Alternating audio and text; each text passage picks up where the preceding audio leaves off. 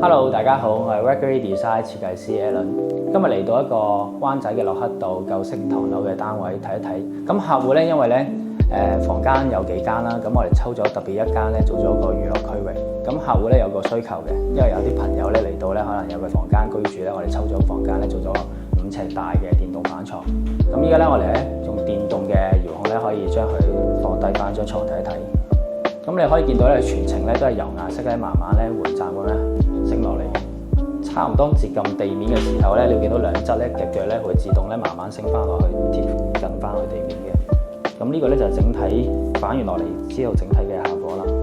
成張床咧反咗嚟之後咧，你可以見到咧後面嘅空間咧都有啲客戶咧瞓覺嗰時咧有啲擺放物件嘅位置嘅間隔。今集咧就嚟到呢度啦，咁我哋下集再見啦，拜拜。